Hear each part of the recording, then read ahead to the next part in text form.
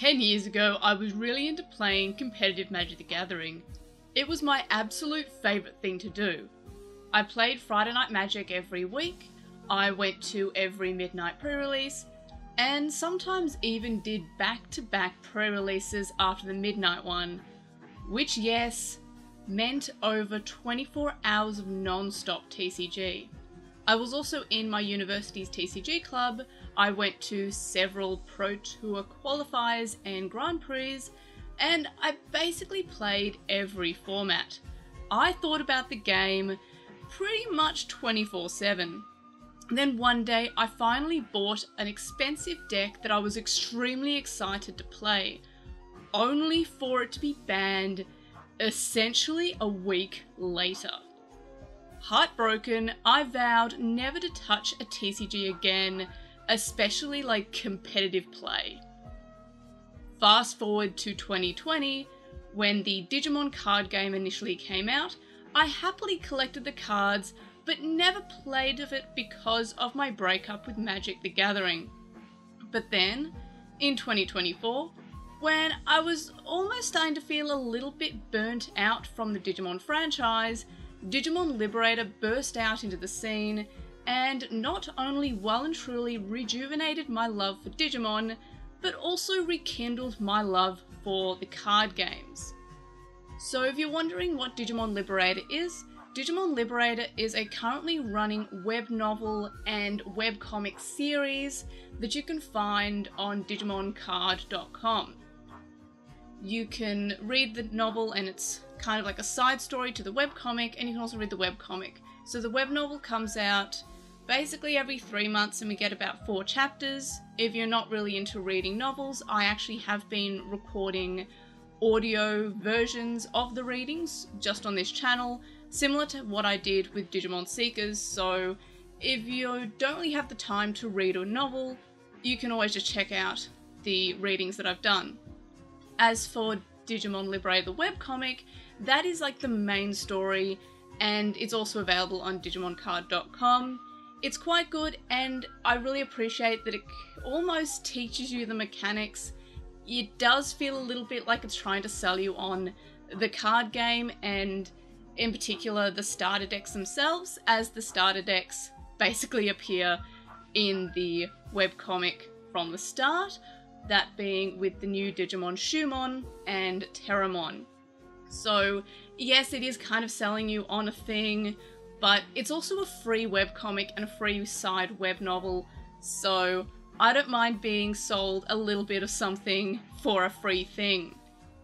I'm really enjoying Digimon Liberator. You can tell by the fact that it got me into the card game, and I feel like it's a great way for Bandai to give us some content with the TCG, but it also proves my point that it's something that I've been saying for a while, and that is that Bandai's main focus for the Digimon franchise is currently the card game, and it's been more and more clear as the time has gone on with the new card game, is that that's kind of their focus.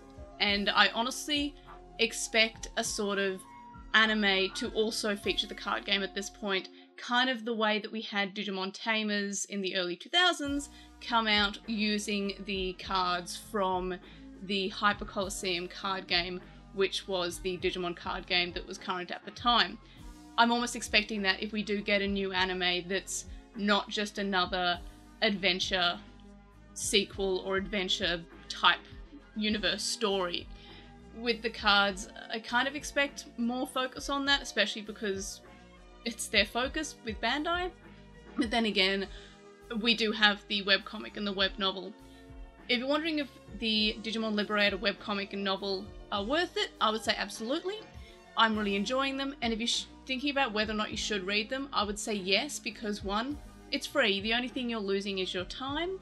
2, like we saw with Digimon Dreamers, and because it is a completely online at the moment of recording this thing, I kind of think it's something that you should probably read sooner rather than later, because with Digimon Dreamers, the whole Digimon Dreamers was online on Digimon.net, but as soon as Volume 2 was released in Japan, all of Digimon Dreamers, except for the first few chapters, was removed. So that means that unless you know Japanese, you don't actually have an official way of consuming Digimon Dreamers. You can buy the 2 volumes, but they're only released in Japan. I think that is a problem with digital media, is that it's all very temporary, and even if they don't remove it immediately after it finishing like they did with Digimon Dreamers, there is always the possibility that Bandai just decides to remove it in a few years anyway, similar to Digimon Seekers. At least with Digimon Seekers and with the Digimon Liberator web novel, you can listen to it on my channel, but if the webcomic kind of goes down, you're kind of limited to, I guess, mirror sites if they continue hosting it. But also any unofficial release does have the fact that Bandai can just say, hey, bring that down or we'll sue you, essentially. Like, it has that problem that it might get DMCA'd for any unofficial future release. So the best thing to do is to read it now if you are interested while it's there. And my one boomer take is that I think we should be preserving physical media. Like, digital media is great. I like that I can consume it for free. That's fantastic. But I think that it should have a free digital option, and then you can kind of buy a physical version once it's finished. That's kind of like my boomer take. I feel like we shouldn't just be limiting things to digital releases, because that limits the amount of time that you can have it. You're not really owning it. You're owning it until the person who owns it takes it away from you. So imagine anything else. Imagine, like, you know, imagine if, like, I don't know, you had, like, your computer, but you bought your computer. It's yours. The computer is yours. But one day, the place that you bought the computer from, they just come into your house, they pick up your computer, and they're like, this is mine. I'm taking this now. And they can do that. Imagine that. Like, that'd be insane. But that's essentially what you're doing with digital stuff. So consume it while you can, while it's there, while it's available all for free on DigimonCard.com. Back to Dreamers, I don't know why Bandai didn't just say, hey, you can buy it digitally. Like, sure, we're just paywalling the rest of the chapters. That would have been fine. Instead, they just removed the whole thing. So because they have done that and they can do that, consume it sooner rather than later, because Bandai might just one day take it away. So should you play the Digimon card game? Honestly, I feel like if you haven't already, and maybe card games aren't your deal, or maybe you just don't really want to, or you're hesitant to play a card game because bad experiences like what I had, or not even bad, but just like, woe is me, kind of like, this is the worst thing to happen to me. First world problems, the deck that I bought got banned. If you have some reason why you're not starting the card game, I would honestly recommend reading Digimon Liberator as a little bit of a taste, as it does go through various mechanics of the card game. Again, yes, it is essentially trying to sell you on a product, but you can pick up the starter decks for, like, I think the range of price in Australia is like 20 to 35 Australian dollars, 20 being smaller independent card shop prices, and 35 being EB Games prices. EB Games do occasionally price match, but they're not price matching on TCGs anymore. So I would just recommend going to, like, a local card game store and seeing what they have.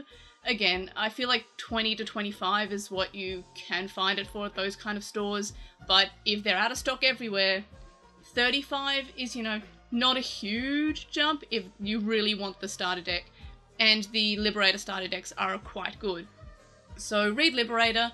If you're interested in playing the card game after reading Liberator, pick up one of the starter decks and go to, like, a whatever, like, the store that I go to does, like, Monday Night Magic. No, Monday Night, now I'm thinking about Magic again, no! Monday Night Digimon, which should just be called Digimondays. Like, I don't know why, it's right there in the name, but other places do, like, Friday Night Digimon or Thursday Night Digimon, so you could probably just find places for every day of the week and play Digimon every day of the week. You could also just go to an event and say, hey, I'm new, does anyone have a spare deck? People who play card games are kind of like, I don't know, they really want to get you in on their hobby. So if you just say, I'm new, please give me a deck just to borrow for this event, they will probably, like, just lend you the deck for the night. So there's also that. Bear in mind, that's just my experience. Whenever I played a card game, people are very interested in getting people into the card game. So you can kind of find a lot of really great people, and they are fantastic. I went to one that's a little bit far away from me, but because the people are so nice, I'm now going every week because everyone's just so nice. And it's called Games Portal. So I went to their Halloween event and I was like, it's a little bit far from me, but like I was invited and, you know, I want to get into the card game and I can't just like play by myself forever. I can't just like look at the cards and go, oh, I wish I could play. So I wanted to actually play. And then everyone was so nice. I was like, it's not too far to drive for nice people. So I had a good time and that's what matters. So should you get into the TCG? Sure, why not? It's a good game, it's fun. I think I'm enjoying it more than Magic the Gathering, but also I love Digimon, as you can probably tell. So yeah, I just, if you like Digimon, you're probably gonna like this game.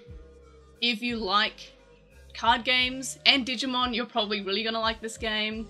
It does have the TCG problem of blue decks suck to play against, and that is coming from like a blue-red Magic the Gathering player or former Magic the Gathering player. So that happens, but if you are enjoying the game, it shouldn't matter if you win or lose. And honestly, I don't mind if I win or lose because I just am there to play a game. It's nice to win, but it's almost as nice to have like a close loss. Like when you're like one turn away from winning and you just get a bad hand, at least you almost won. Like I feel like that's sometimes better than just an easy win. Like a close, hard loss is better than an easy win. But either way, like I'm having fun playing the game. I keep on saying I'm playing Magic the Gathering. I'm not. I'm tempted to get back into Magic the Gathering. I was going through my old deck boxes to get a deck box out. I'm like, maybe I can revisit this. I'm like, no, demon be gone. But in any case, another thing that a lot of people have been asking me because I started to tweet about the Digimon card game is that will I be doing TCG content other than this video, I suppose.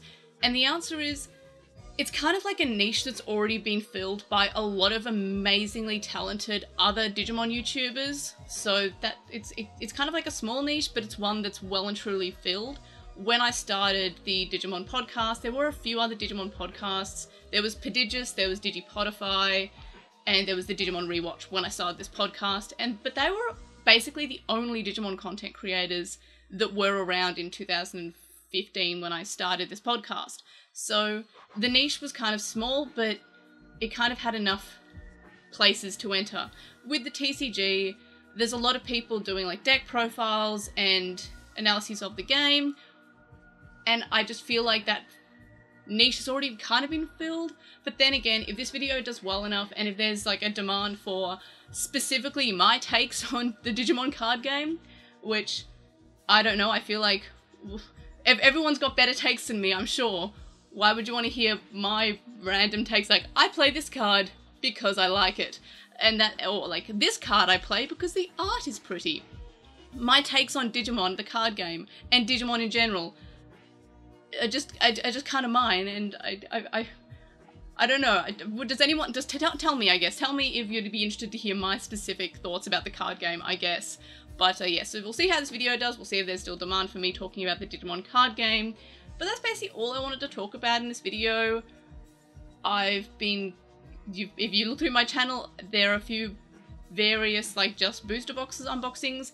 If I do TCG content, I will not be doing, like, booster box unboxings. It'll be more like, this deck, does it work? Probably not. But do I like it? Yes. So it'll be kind of like those kind of things. The booster box unboxings are kind of just like me getting distracted and talking about unrelated things, so that's less exciting, so probably not that. Probably still the gift boxes and adventure boxes though, at least, so I do enjoy doing those, but it's like 4 boosters, not like 30. But in any case, that's basically all I have to say about the TCG. Talking about it makes me want to play it again, and it makes me realise how far away my next opportunity to play is, so that's a problem. I promised myself when I was getting to the card game, like, oh no, I'm not going to play competitively, but I'm already thinking like, oh, I think regionals are in November. So it's a problem. I'm not good at the game. I'm not good. I wasn't good at Magic the Gathering either. I just really liked playing it.